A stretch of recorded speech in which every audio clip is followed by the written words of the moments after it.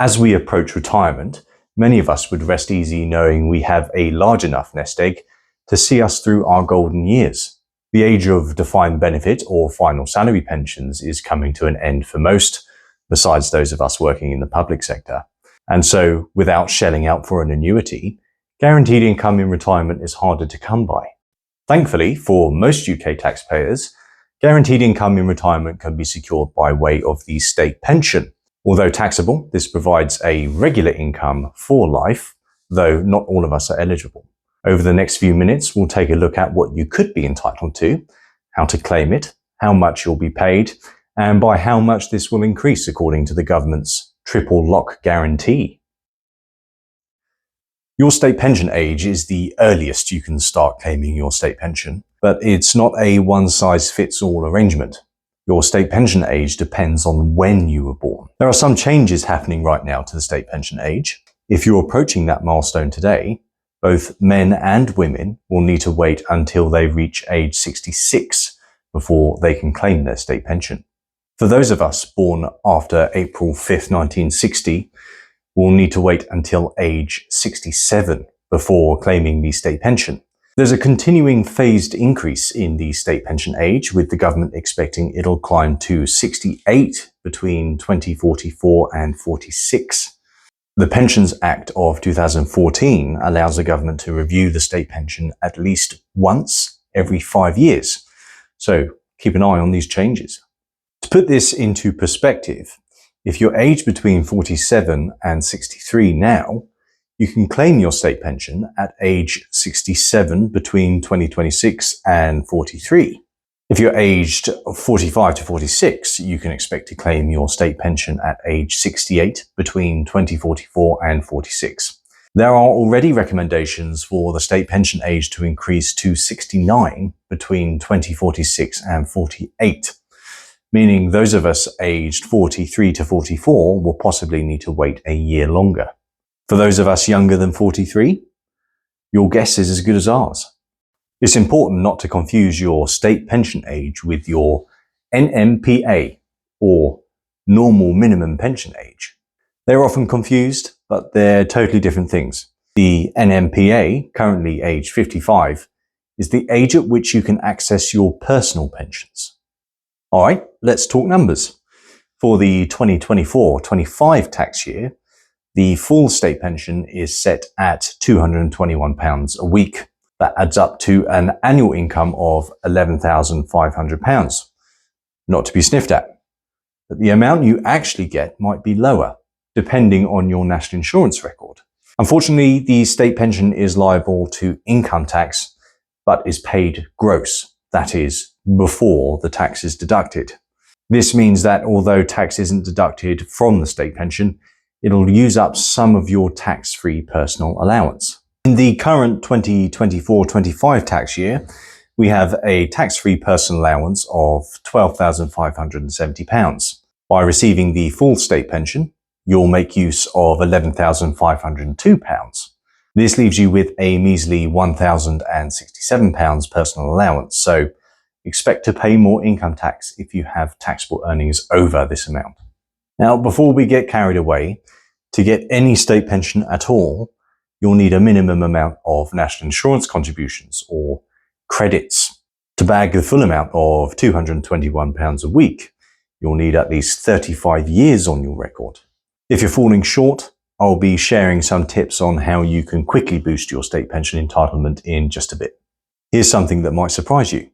In some cases, your state pension could be higher than £221 a week. If you're one of the lucky ones, it means you have what's called a protected amount. This typically happens if you built up an entitlement to additional state pension under the old system.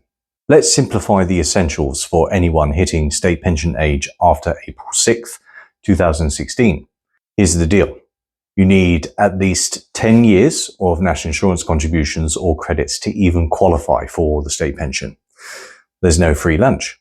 But if you want the full shebang, £221 a week, you'll need to have paid or been credited with at least 35 years of national insurance contributions. So let's crunch the numbers together. Each year you've contributed gives you 1/35th of the full amount. Here's what that looks like. If you've got a solid 35 years under your belt, you're golden. That's 35 out of 35 times £221, which means you get the full £221 a week. Let's say you've got 20 years. Still pretty good. You'll get 20 out of 35 of £221, which comes out to £126 a week. And if you're just scraping by with the minimum, 10 years, you'll receive 10/35ths of £221, giving you £63 a week. This goes to show that when claiming your state pension, every year counts. If you're aiming for that full state pension, but don't quite have the 35 years of national insurance contributions, let's take a look at your options. First up, you can make voluntary contributions through Class 3 national insurance, and for the self-employed, you can top up via Class 2 national insurance contributions. Now let's talk numbers. If you're falling short as you approach state pension age, you can buy qualifying years to top up your entitlement. For the self-employed, a full national insurance year costs £179 under Class 2. If you're making Class 3 contributions, it's quite a bit pricier at £907. But here's the good part. Each full year you buy adds an extra £6.32 to your weekly state pension. That's an additional £328 annually. A bargain for the self-employed. Let's do a quick cost-benefit analysis. If you're buying a qualifying national insurance year under Class 3, you'll break even after about 2 years and 9 months of receiving your state pension. For those grabbing extra years under Class 2, you'll make your money back within the first year, with change. Before tying up your capital to top up your state pension, it's worth considering how long you expect to receive it. If you're in poor health, buying extra years may be a bad idea if you're unlikely to survive 3 years, especially as your state pension usually doesn't continue in payment once you're gone. The state pension typically gets an increase at the start of every tax year on the 6th of April. But how much does it go up? Well, that's decided by whichever is the highest of these three. The average percentage increase in prices, or inflation, as measured by the Consumer Price Index for September of the previous year. The average increase in wages, measured from July to July of the previous years, or a flat 2.5%. This is what is referred to as the triple lock guarantee. For example, in 2023, CPI was 6.7%, and the average wage increase was a solid 8.5%. So, in April 2024, the state pension got a considerable 8.5% bump up, jumping from £203 to £221 per week, or a £902 increase for the year. Pretty generous, but not as generous as the 10.1% increase state pensioners received in April 2023 due to runaway inflation. But as always, there are a couple of exceptions to the rule. The first is the additional state pension, part of the old state pension that you might get if you reached state pension age before 6th of April 2016. The second is any extra amount you get if you decided to delay taking your state pension, also known as deferring. We'll come on to this later. These two exceptions only increase in line with CPI. Now, while there are no current plans to scrap the triple lock, it's a hot topic of debate. Why? Well, the increases can get pretty hefty, like the 10% rise in 2023 and the 8.5% rise in 2024. And that costs the government billions. Legally, the government only has to increase the state pension in line with the average wage increase. This means they could decide to ditch the triple lock in the future.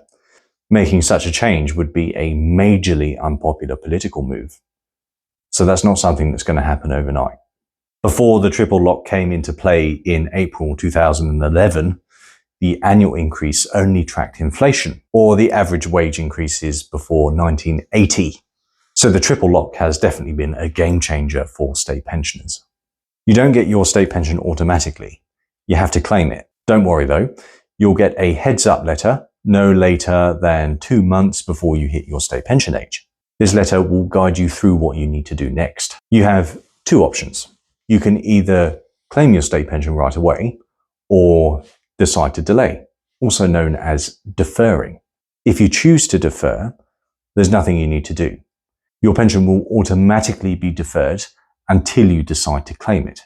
Deferring your state pension can increase the payments you receive when you do claim it. A nice touch. If you're reaching state pension age on or after the 6th of April 2016, here's how it works. Your state pension will increase every week you defer, as long as you defer for at least 9 weeks. For every 9 weeks you put off claiming, your state pension goes up by the equivalent of 1%. That adds up to just under 5.8% for every year you defer. This extra amount is then added to your regular state pension payments. Let's look at an example. Say you're entitled to the full new state pension, which is £221 a week. By deferring for a year, you'd earn an extra £12.83 a week, or £667 for the year. A healthy increase. While you can technically keep deferring your state pension indefinitely, it's generally not a great idea to do so for more than a few years, depending on your circumstances. The longer you defer, the harder it becomes to recoup the money you've missed out on. So while a little patience can pay off, too much might leave you shortchanged. Want to dive even deeper into the world of state pensions? Or maybe there are other finance topics you'd love for us to unpack in future videos? Drop us a comment or get in touch with us directly. If you're curious about exploring your state pension options in more detail, check out the Xenia Learning page. There you'll find further reading and a transcript of this video for your future reference. And don't forget to like and subscribe for more useful tips on tax savings, investment strategies, and financial planning. We've got plenty of insights coming your way. One more thing, if you're looking to start taking your state pension, it's always wise to consult a professional first. There are various rules and exemptions to consider to ensure you're getting the most out of your entitlement. Until next time, plan smart and prosper.